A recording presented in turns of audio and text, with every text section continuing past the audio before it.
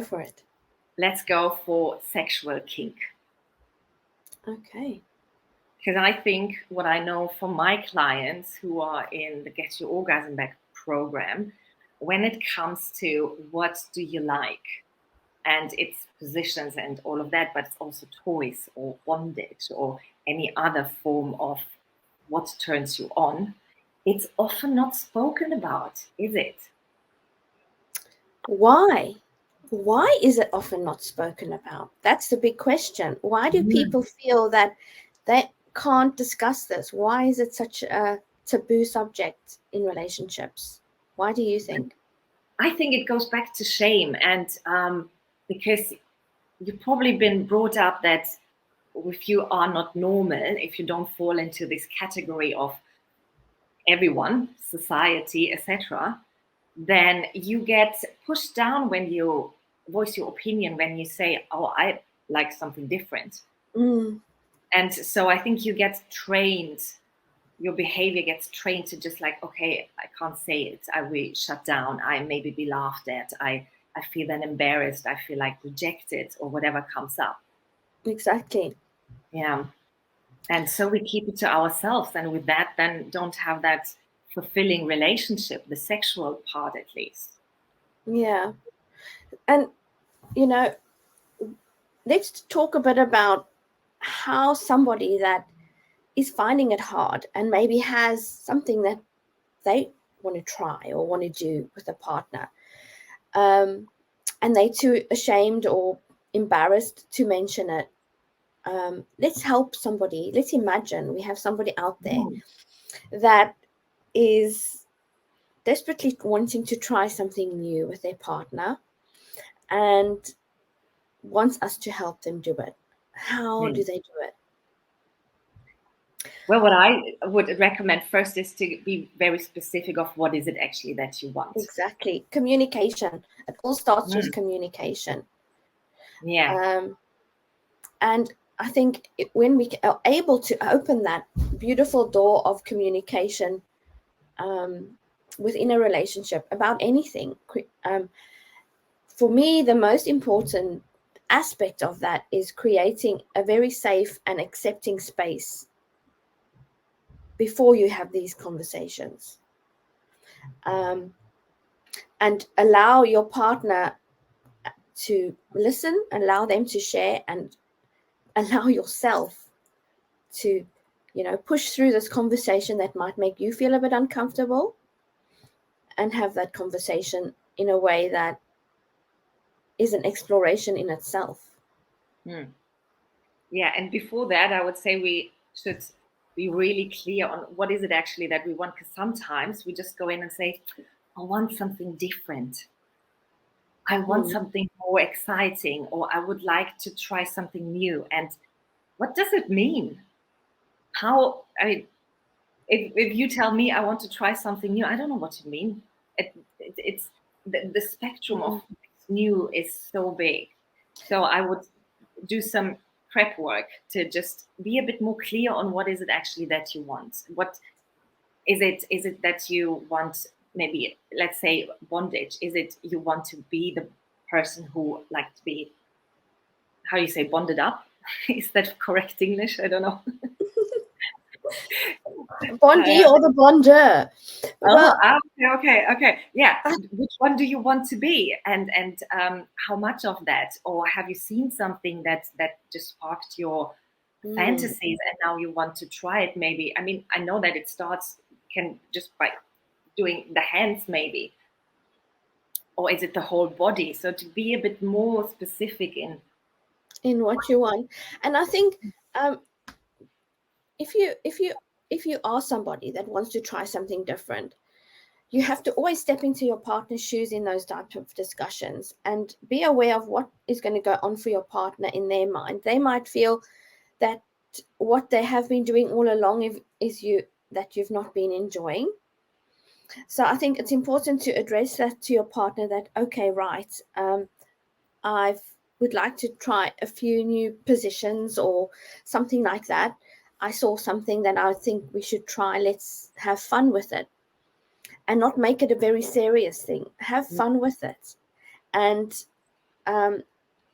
during your period of trying something new is allow yourselves during the whole experience to actually voice what you feel, what are you enjoying, what don't you enjoy, have fun with it. Because I find sometimes when I help couples with that are feeling stuck on an intimate level where they feel like we're stuck, a lot of the time it's nobody wants to really come out with exactly what's going on in their head because they fear that they're going to hurt the other people's feelings. And when the one starts talking, the other one starts talking. And the more openness there is, the more exciting it is, isn't it? Yeah. And I So, sorry, carry on. Yeah, and I also thought about it because sometimes when we hear it for the first time, so if you come up to your partner and say, I would like to try now something that you've never spoken about, like let's start as stay with the bondage.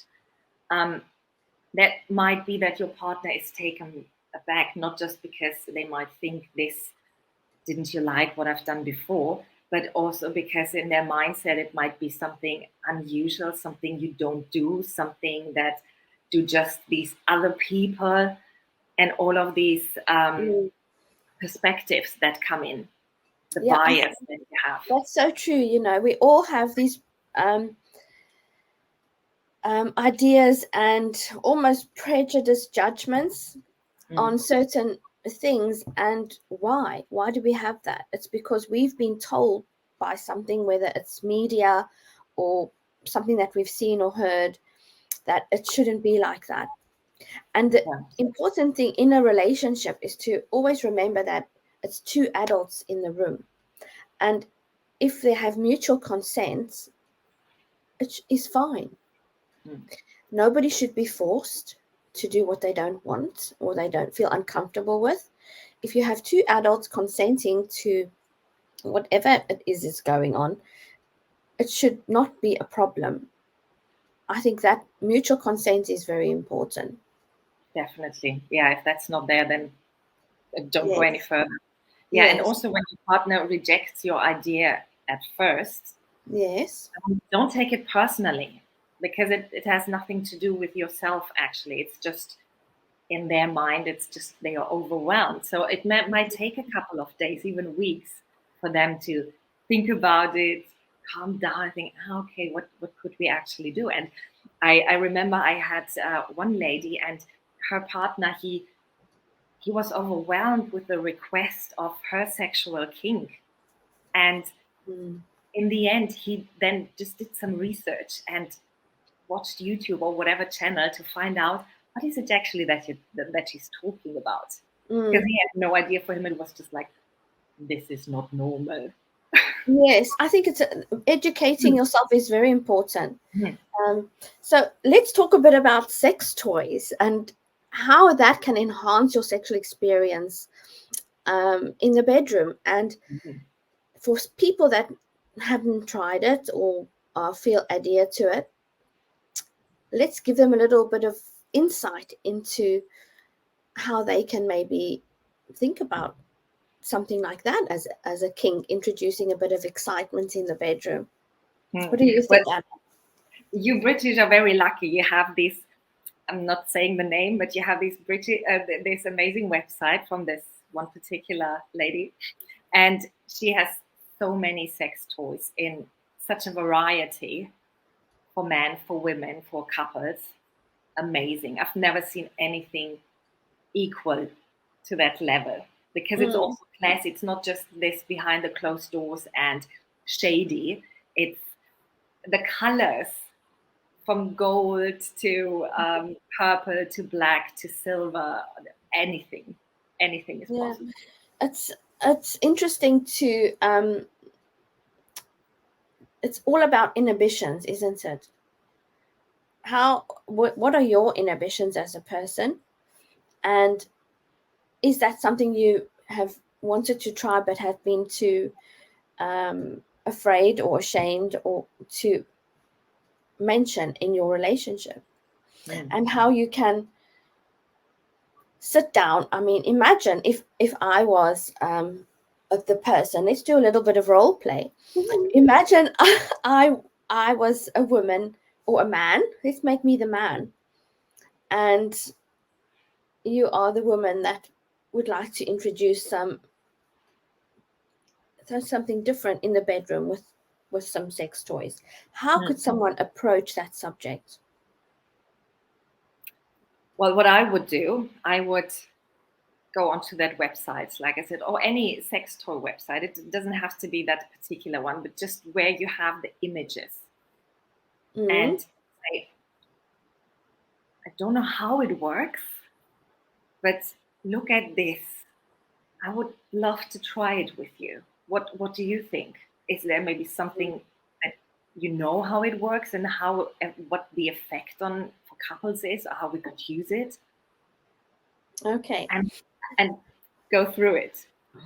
Yes. I also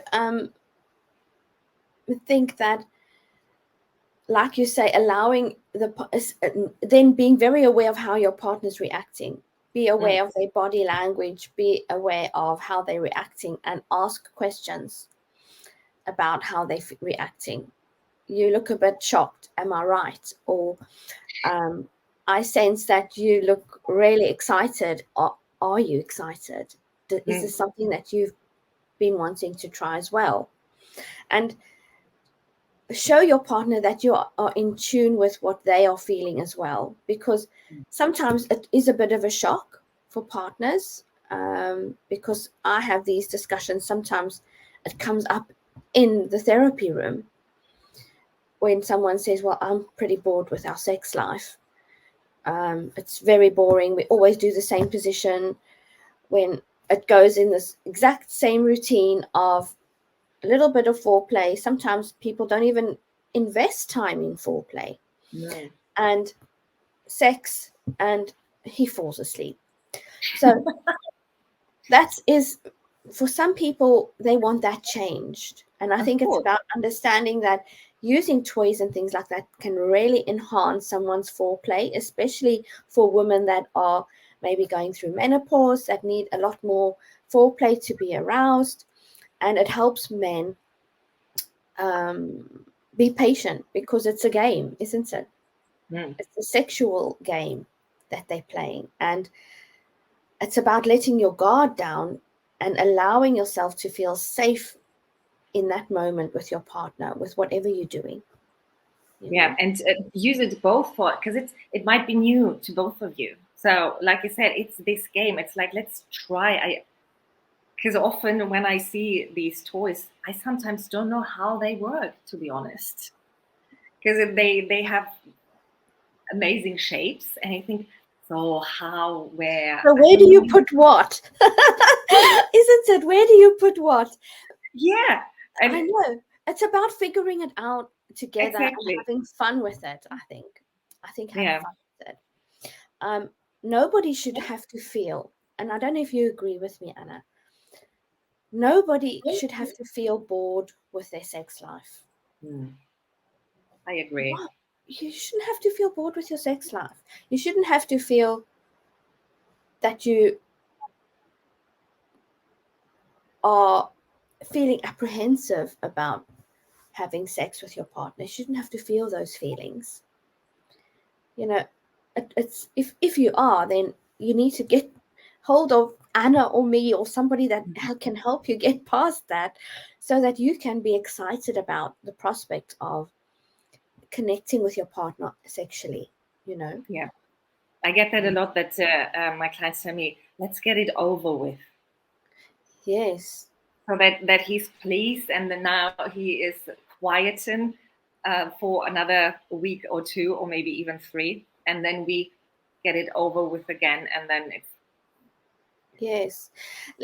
Talking about let's get it over with, I think it's also about that you're missing out on that connection.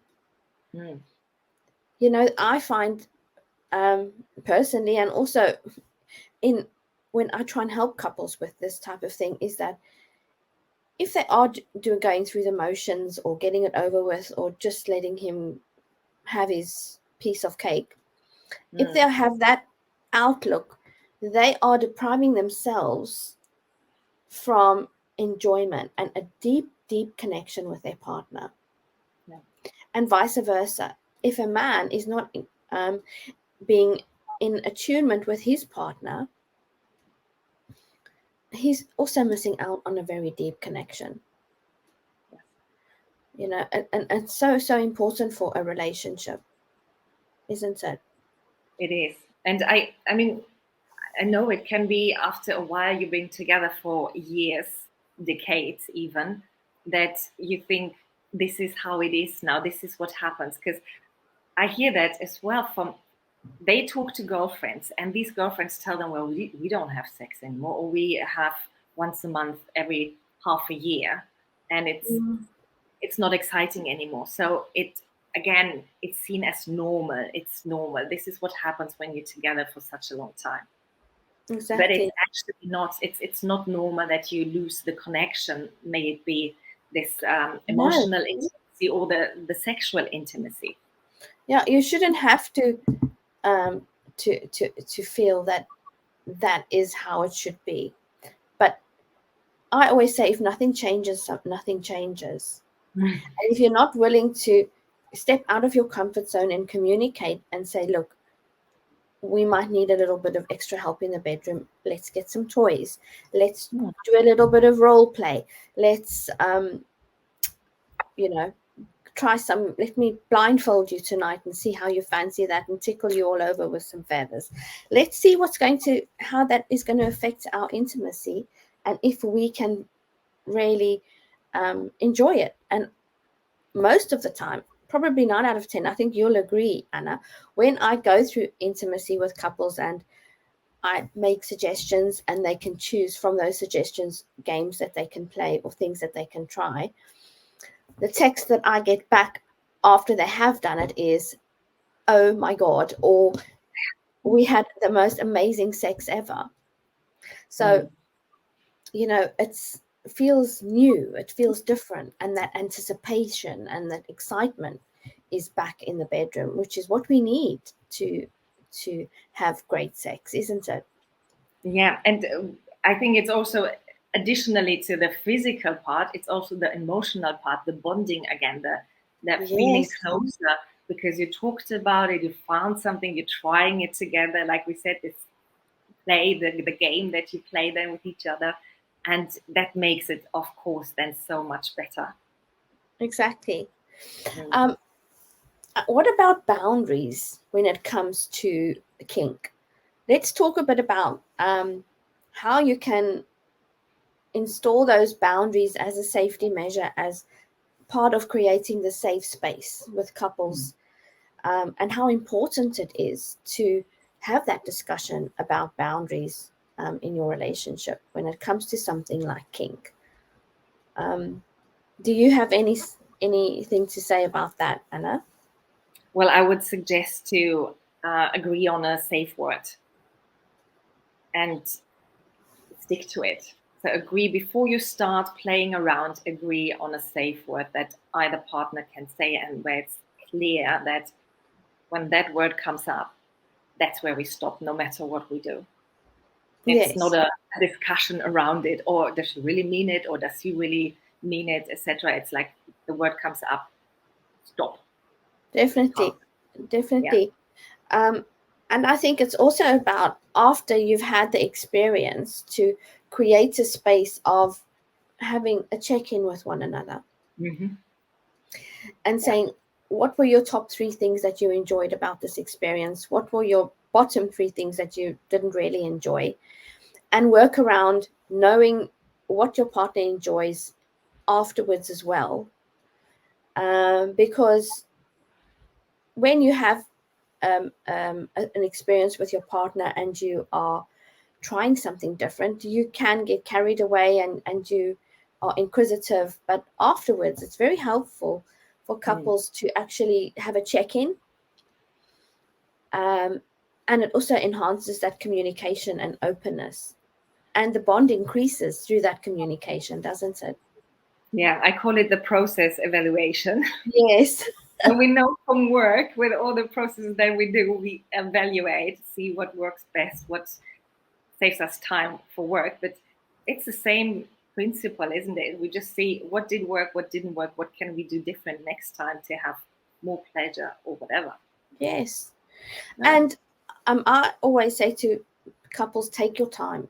Don't rush into it, because the anticipation and taking your time with the whole experience also enhances it. And you can be almost mindful while you're enjoying this experience. It does help a lot. And if you are mindful and you take your time, you will retain a lot more memory afterwards, where you can say, yes, I remember when you did that. Oh my God, that was amazing. Or, and then I felt myself close up when you did that. So maybe not do that again. And talk about it in that way. Yeah. Or talk about it while you're doing it. Yes. It's okay to laugh, because I feel like sometimes I hear it from my clients that I can't laugh during sex. Can I? So of Yes. course you can. It should be fun. It's not like a joke. Don't get No. me wrong. Different kind of laughing, but enjoy it. Laugh together. Just take it. Exactly. Yeah. Like Enjoy the experience. Just don't be so serious all the yeah. time, you know. Yeah, enjoy it. Enjoy it. I think it's also important in the boundary discussion to allow your partner to know that you are safe in their hands and they are safe in your hands, especially when you are trying something new. Some women especially can get quite nervous and scared, Yeah. and they don't know how they're going to react, how it's going to feel, what their partner's going to do, and it takes them longer for them to get aroused.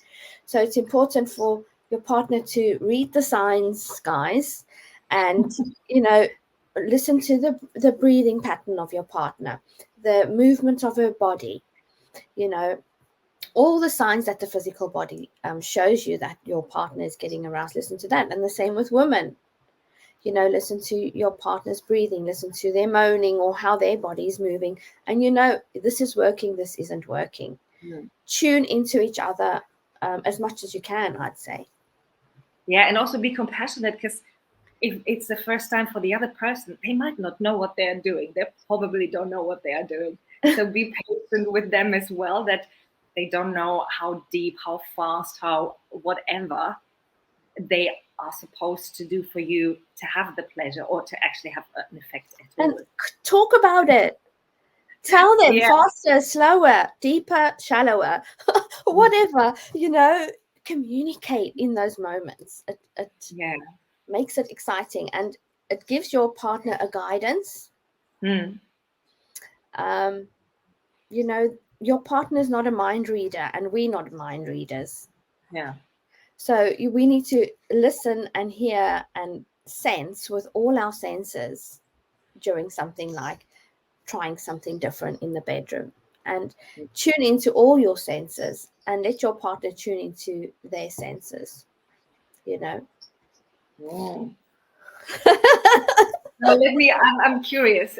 What was the most for you, not interesting, but kink that your couples came with to you and talking about it, that you thought, never heard that, or this is quite interesting. Let's look into it. What does it actually mean? Well, I had a couple that wanted to have an open relationship. The one wanted to have an open relationship. They were very, very close, and they wanted to have an open relationship. But they wanted to have, with the open relationship, they wanted to have kink and not with their relationship, because they felt that it would scar their relationship if the husband brought kink into their bedroom. So it was very, very interesting. So I said, why can't you bring kink into the bedroom? And he said, well, she will never do it. And she sat back and she said to him, oh, really? You think I won't do it? And I said, well, that's very interesting. Have you ever discussed it with her? No. He thought she was quite a conservative lover, liked one position and so on. And the beautiful thing happened when they were able to discuss it in the room, and they started introducing kink into their bedroom. Mm. And he then, after a couple of sessions, said, guess what? I don't want an open relationship, because I found what was lacking for me and the excitement that was lacking. We created it together. It was very beautiful to see that unfold. And Yeah. by guiding them through it and talking about their fears and helping them process how they introduce something that maybe she felt quite scared about, or that it was abnormal, or just weird people do that, they were able to create their own safe kink in their relationship. And That's it was beautiful. Yes. yeah. Tell me about yours, Anna. Well, the thing is, I actually had my personal experience where I had a boyfriend and he loved to lick my toes. Oh my God. And I'm not Jewish, but I also it didn't do it for me. It was like, okay, I now have to dry my toes. But he loved it. And I thought, okay, if it's okay for you, if you need it in that perspective, it turns you on that much. I don't mind it. So we can do it. But I said to him also that I don't want to have this extended period that for 50 minutes he's just focused on my toes. Yes, there's another part of, I'm up here. Oh my goodness. Well, I've heard some weird kinks. I was very shocked when I heard that in some of the countries, probably where you are in China, that they have vending machines, or is it in Japan? I'm not sure where it is, where you can get worn knickers out of vending machines. So this was so crazy for me. I thought, oh my goodness, why? Where they have vending machines where they put girls' knickers in that have someone's worn them, fold it up in this vending machine, and you can basically put money in and someone's dirty knickers come out. That's a serious kink for me. I mean, I thought, no, that to me is a bit like, I don't get that. Did you know that there's things like that? I know a lady who is doing that. She is selling her worn knickers, and the customer can also say how long does she wear it. So is it just an hour, maybe 3 days, maybe even longer? So according to the wishes of the customer, she's wearing the knickers. Well, I hope she makes a lot of money. Yeah. I know that there's also people that sell feet pictures. There's so many weird things, but yeah, we could carry on for hours and hours. But yeah, I'm very conscious that we've kind of run out of time right now on that interesting subject. And I hope everybody enjoyed listening to this tongue-in-the-cheek, little bit naughty conversation. But yes, just go with it, guys. Enjoy exploring, enjoy experimenting. You might have the best sex you've ever had. So you never know. And would you want to say a last word, Anna? No, I think you said it all. Just go with it. Try it. See how it works for you. Take stuff away, whatever. It's your sexual life, so you can build it and create it the way you want it. Exactly. You do you, isn't it? Yeah. You do you. And enjoy it, guys. And we'd love to hear your feedback, what you thought, your experiences. So please leave your comments in the comments. Yes. And thank you for taking it. Yes, we have another discussion next month. Keep your eyes open for the dates. We haven't set a date yet. We didn't do that this time. But it will probably be around the same time of the month next month.